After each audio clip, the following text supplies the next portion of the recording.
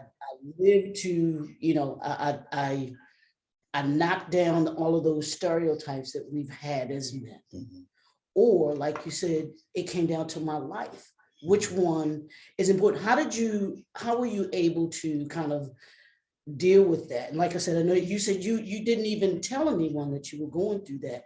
Talk to the men out there that have to understand that we as men have to, that we should find someone to be able to talk to be able to, when we're going through things, those stressors. So that, I mean, you said your body was shutting down. Yeah. Yeah. That's a stress beyond, I mean, I can't even imagine. And it makes me think about, and I'm not trying to get biblical on y'all or anything like that, but I think about when Jesus was in the Garden of Gethsemane, mm-hmm. and he's mm-hmm. praying so hard. Yeah. He begins to bleed blood. That's the stress. Yeah, that's the stress. Can you talk about having to be the man? Because we talk about men are supposed to be we're supposed to be leaders, and we're supposed to be the head of the house. Can you talk to those men and having to understand being a leader, being the head of the house does not mean that you do not show emotion, that you do not, have someone to be able to talk to, even if it's outside of your wife, your wife. Wow. Or spouse. Leroy, that's a really good question. And, what I would say to these guys is that you have to, it's going to come out one way or the other. Yep. One way or the other. You're going to come in, you can kind of front, and you can try to pretend that it's not there, or gloss it over, whether it's before the congregation or your boys or your friends, but it's there. One of the things that makes this man code authentic is that we try to hold each other accountable one way or the other. And I don't want to be a liar. I don't want to be a hypocrite, right? I just realized that the environment around me wasn't conducive. Not my brothers, not my friends. I didn't want to hear, well, if it was me, I wouldn't do such and such. I didn't want to hear, oh, you better than me, because I didn't want to hear any of that. I didn't want to hear, well, toughen up, well, man up. So then I was aware that my environment I was around was toxic. Mm-hmm. And so we talk a lot about, in the third person, what they should do and how people need and what we need. And I thought, well, what's wrong with me creating that? Mm-hmm. I didn't know how to go about it. Listen, I didn't start off wanting to be an entrepreneur of any kind. I don't think I'm good at being an entrepreneur. I'm great at being me, right? Being an entrepreneur really means finding the tools you need to create a space where you can be more you authentically, right? And so now it's just once you find the tools where you can do that and be you, but you have to know what the authentic you is. What God allows sometimes is for that stretching and pulling and revealing of who you are. But are you man enough? Are you woman enough to stand before yourself and say, this is what I like and this is what I don't like? Yeah. All right. And when you see all the things that you don't like, that's hard, especially when you thought you were something else. Mm-hmm. And so as men, we stand in this mirror, we pretend to be something, and we even have the clothes to match that image that we're pretending, but are you really that person? Yeah. And I wasn't. Mm-hmm. And it was hard. It was hard to deal with that. It was hard to take ownership that my marriage was failing, regardless of the abuse. Mm-hmm. It was failing because of me as a man. Mm-hmm. I didn't set appropriate boundaries. I didn't let my yes be yes. I didn't let my no be no. That this structure and all of this is failing because of me. Now I could point the finger and say, well, it's because of the upbringing and this, that, and the other. Okay, that works until the moment you are acutely aware that that's what it is. So the next steps, I can't keep blaming on anyone. The next step becomes solely my responsibility as a man, as a father, as a leader.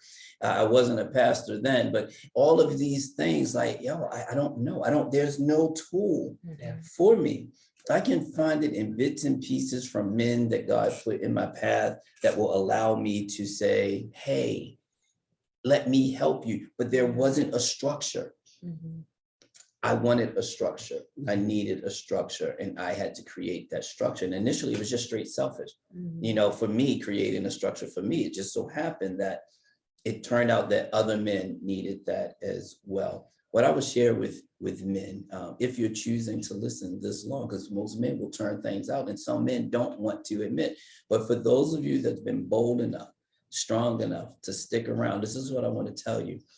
Decide what kind of man you want to be.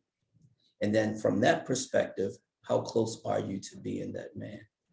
And then if you are close, what things do you need to change just to tweak? If you're not close at all, how do you need to even begin to start the process?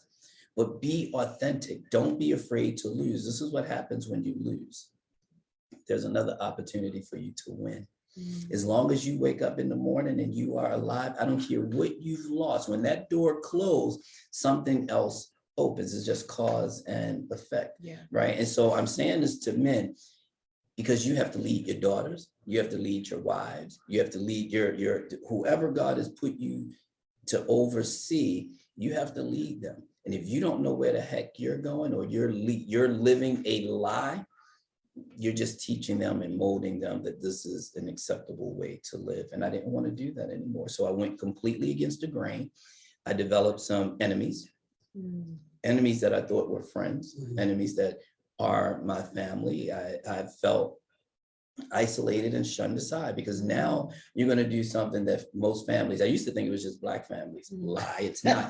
It's all families. Our secrets are our secrets. Who are you to tell our secrets? Well, if our secrets are killing us, and not sharing it is actually killing other people, because they too believe the same thing.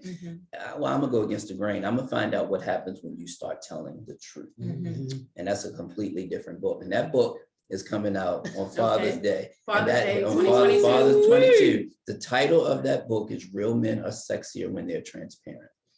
2022, Father's Day. Right. And so I have men that have decided to be completely transparent about their walk and their success. And to me, that's on the other side of what you guys are listening to.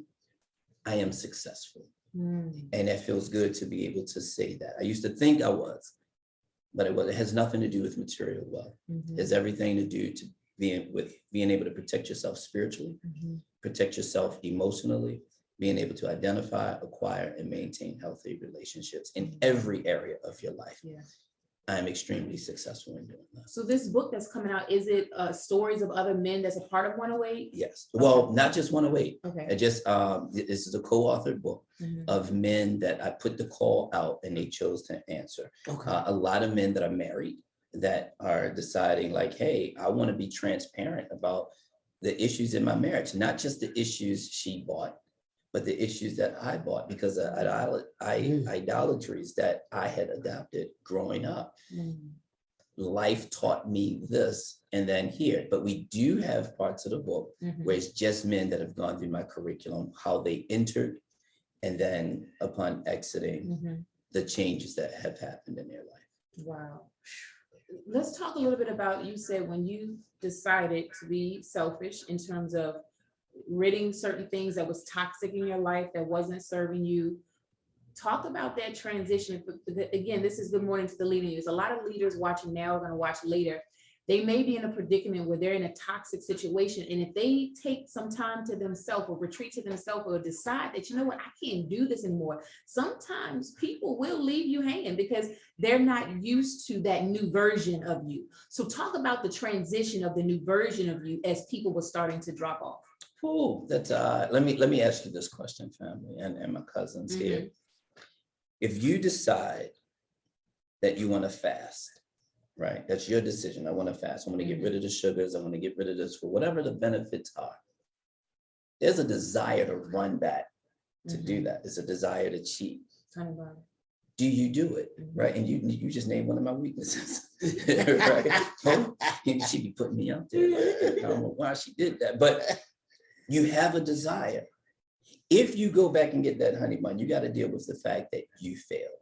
The honey bun didn't approach you and jump in your face and be like, bite me. Right? No, you went to the honey bun. It's the same process that when you decide this is the life that I want, you got to see everybody for who they are and don't make excuses for them. They are who they are. But then this is the part where it says to love your neighbor without judgment. What I learned is how much judgment I had in me, how much prejudice I had in me, how much everything. But yet I'm concerned about how people were looking at me. I had to remove the beam from my own eye before I could help anyone else do anything. So during that process, I learned to take accountability. I'm gonna let you live however you want to live, but I can't carry you with me anymore. It's killing me. I'm dying inside. Like I said, I don't know how to dream anymore, and I desperately want to dream again. I desperately want to see visions of what I can acquire for myself, and I can't do that dealing with your mess. And so I wasn't really sure how to protect myself from it until I allowed God to take complete control.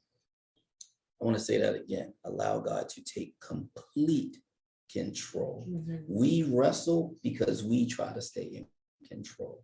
We struggle because we still try to identify what our strengths and weaknesses are and try to operate in that for ourselves, not realizing it was your control that got you in the mess that you were in. Step away, get out, and allow just natural things. If they're going to be there, they're going to be there. If they're not going to be there, you don't have any control of that, but you get to see clear. And I'd rather see clear than to have on hazy lenses, because all that does is confuse you and confuse the people around you. And there's no real pathway for what's right and what's wrong. And you can do that without judgment. Leroy,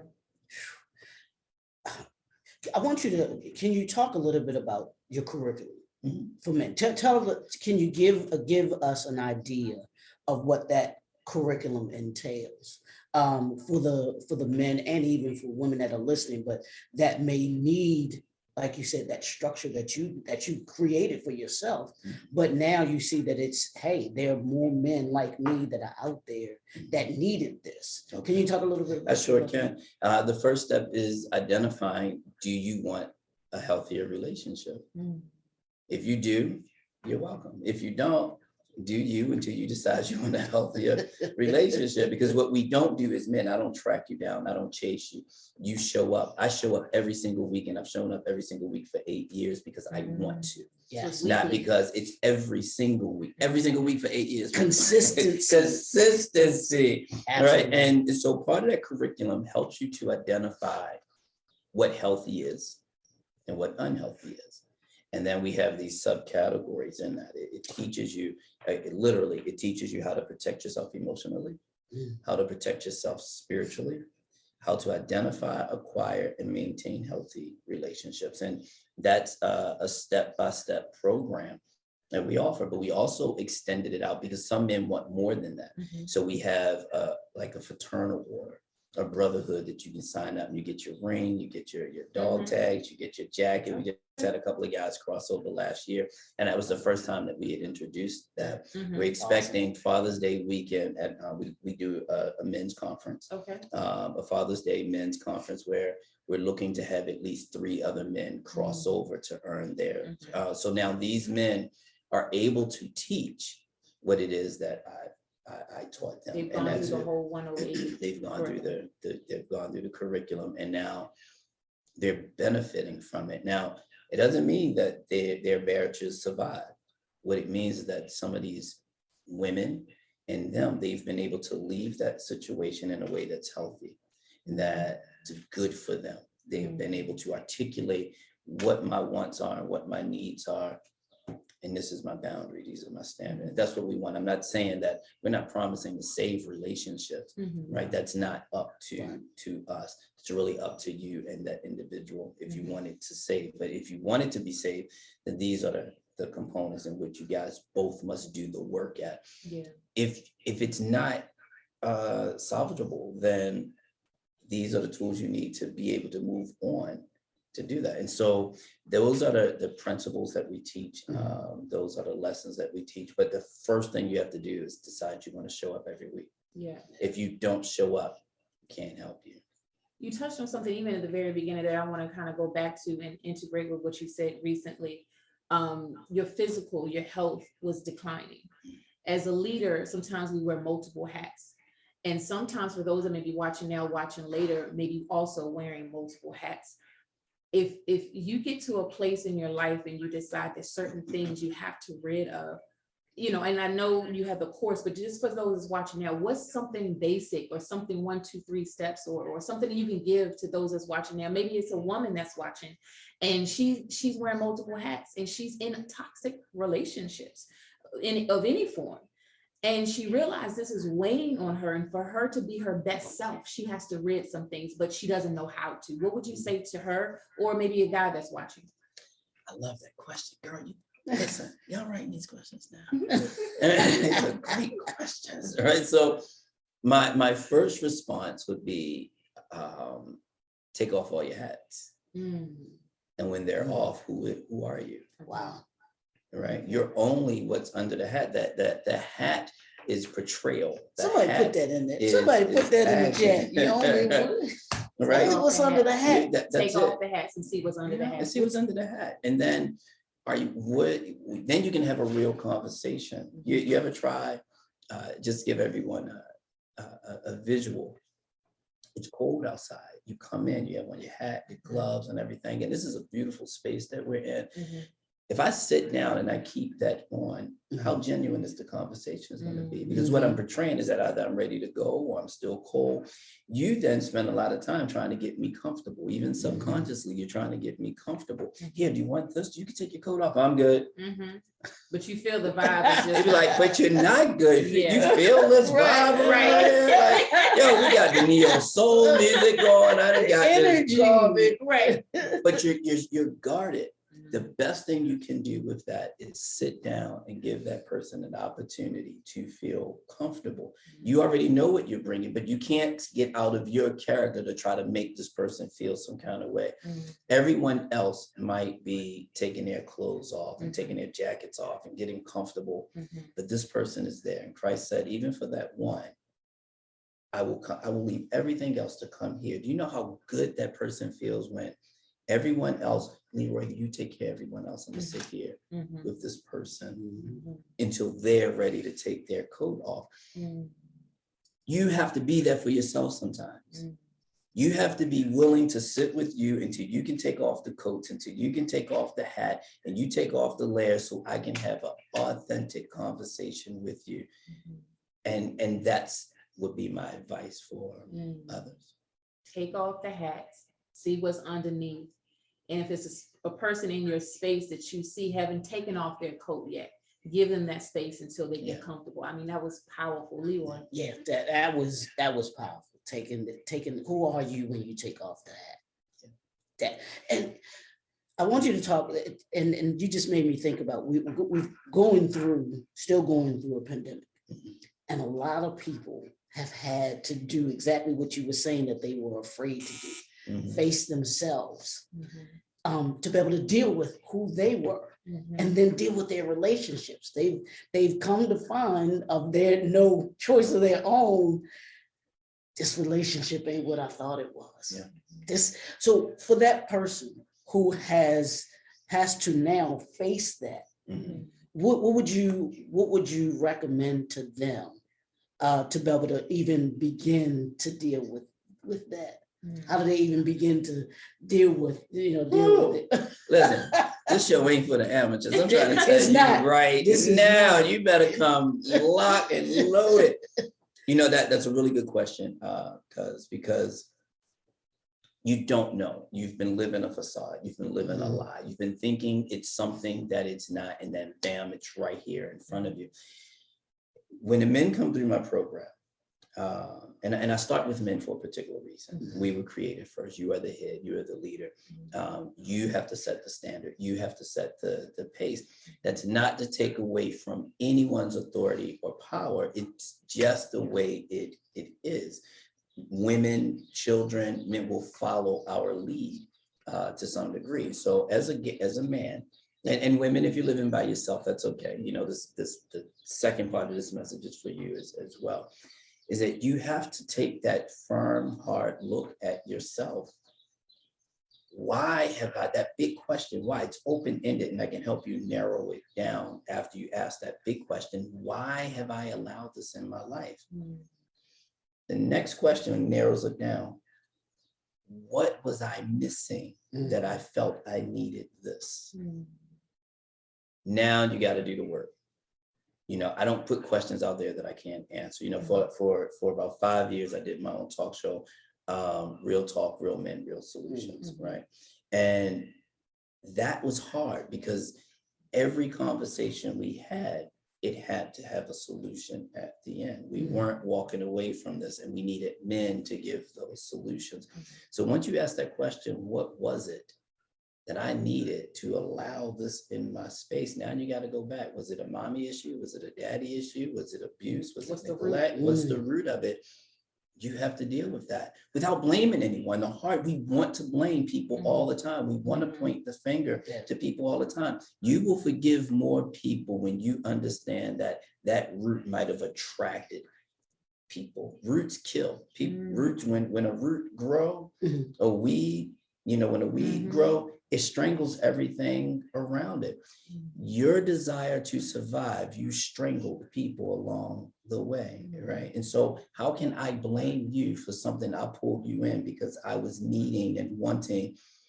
No, dig it up, replant some seeds. What is it that you really want? Yeah. And then how do you go about doing that? And so if you're in this pandemic and you're living with that, before you can deal with it, you have to, what was it? Why did I allow it? Now, what am I going to do with it? Yeah. Right. And how do I have this conversation? Are you more concerned about holding on to the stuff, or do you want a better quality of life? Those are real questions, and they're not easy to answer all the time. Yeah. And then sometimes we hold on because we want to give this perfect picture to people that's in our surroundings. Social media, we want to give off this facade. We can't let people in and know the truth because we're worried about what people are going to say and the opinions of other people. So I think what you're saying is so key and so important, because when we talk about good morning to the leader, we can tap into our true leadership ability if we become authentic with ourselves. And you mentioned something, because that I think everyone should pay attention to. You wanting to please others start with you lying to please yourself. You want to believe it so much because you sowed into it and you bought into it. You're just demonstrating to the world the life that you pretending. And you want to convince them in an effort to really convince yourself. And opening up that door, not only do you see yourself as a failure, you're afraid other people are going to see you as a failure. And that's a real fear. That's those real things that you have to deal with. And that's why you sit with that person until they're ready. When they start feeling comfortable, when they start taking that off. And that's more of the metaphor, is that you're sitting with yourself. You're sitting and waiting for yourself. You can't help anyone.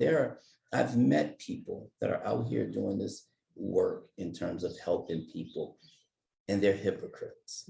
I know they're hypocrites. They know they're hypocrites. We know they're hypocrites, but they still get out here and they put that makeup on and they put that mask on, and they're out here doing the work. When I know that, I ain't putting you out there. I just can't roll with that anymore, because then what I'm doing is condoning what you're doing. Once you see it, you can't unsee it, and I'm not going to condone it. And so I don't, but there are several people that do that. And so if you're doing it, think about people that are not on Facebook or, live that very private life. You have to be willing to listen and hear and know what you want for your life so you can align yourself with that, period. Yeah. This whole show, Good Morning to the Leading Units, one word he just said was alignment.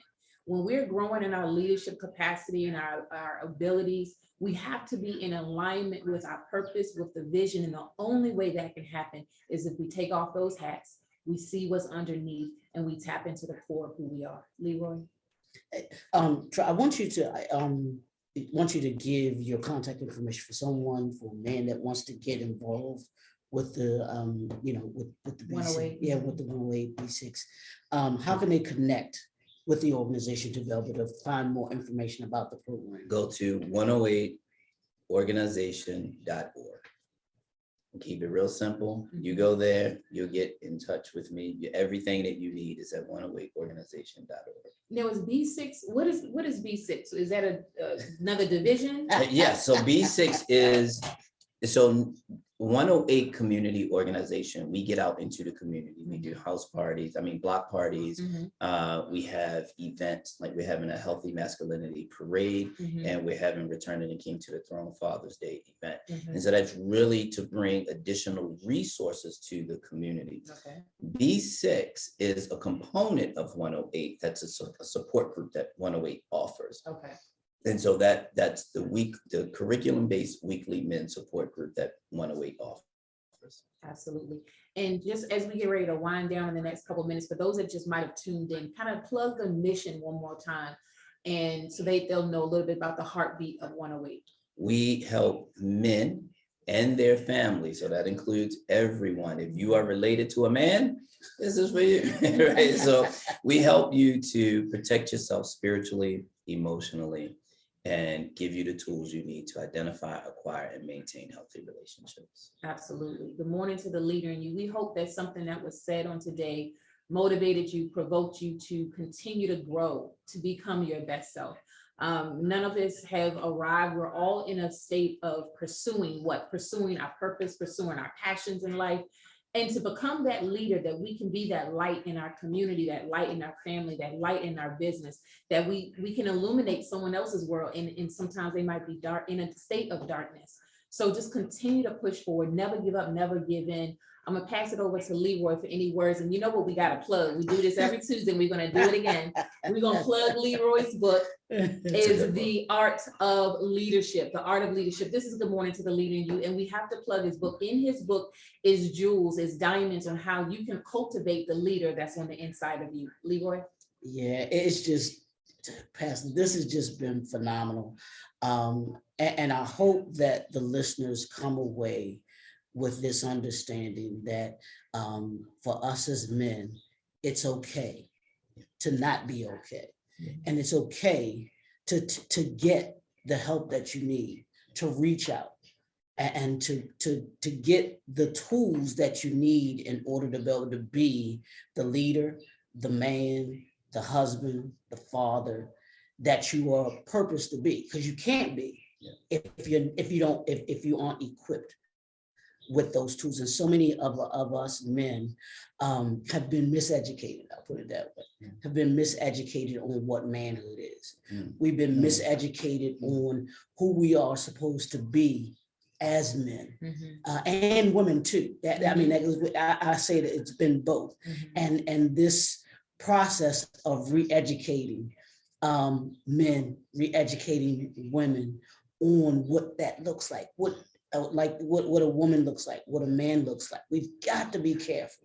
So I'm glad that you have your organization. Catherine has her organization, that you all are doing the work to assist others to be able to help them to do their work. Because there's many of us that don't know how to do the work. You know, like you were, when you came out of that doctor's office, you had no clue how to do the work. My dad was the one that said, literally, he just said, write down your stressors.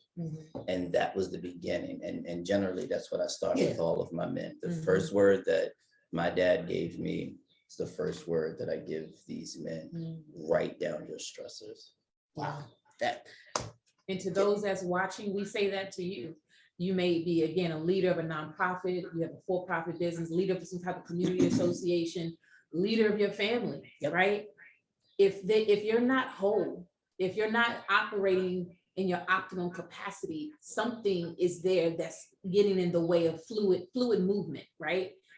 You have to look at what your stresses are. So as Troy said that his dad told him, write down your stresses, write it down. And then you got to get to the place that Troy mentioned, he had to become authentic with what it was. And he had to see it for what it was. And sometimes even before we see other people, we have to see us for who we are.